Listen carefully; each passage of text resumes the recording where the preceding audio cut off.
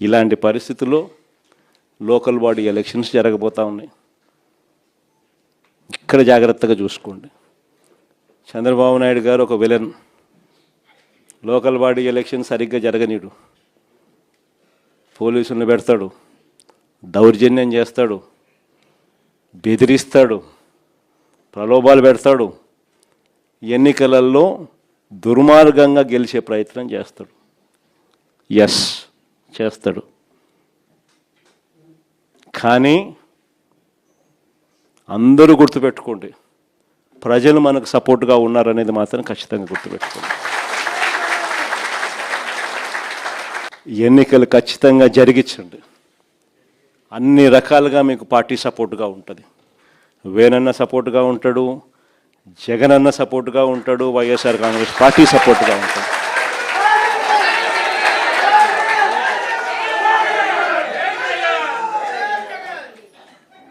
గెలుపు ఓటమిలు వాళ్ళు ఏ రకంగా మేనేజ్ చేసినా, ఏ రకంగా ఒత్తిడి తీసుకొచ్చినా, ఏ రకంగా పోలీసులను పెట్టుకొని ఏం చేసినా కూడా యుద్ధం మాత్రం జరగాలి.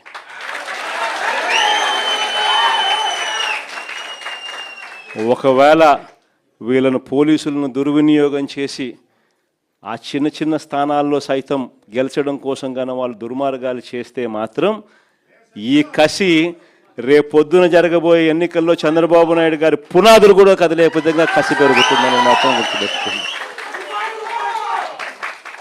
కాబట్టి ఖచ్చితంగా గట్టిగా పోటీ ఎదుర్కొందాం. ఎన్ని ఇబ్బందులు పెట్టినా కూడా కళ్ళు మూసుకొని కళ్ళు తెరిచేసరికి ఇంకొక సంవత్సరంలో జగనన్న పాదయాత్ర స్టార్ట్ అవుతుంది, ఇంకొక సంవత్సరంలో ఎన్నికలు జరుగుతాయి అనేది మనల్ని నడిపించే విధంగా మనం ఎదురును ట్యూన్ చేసుకుందాం, గట్టిగా యుద్ధం చేద్దాం.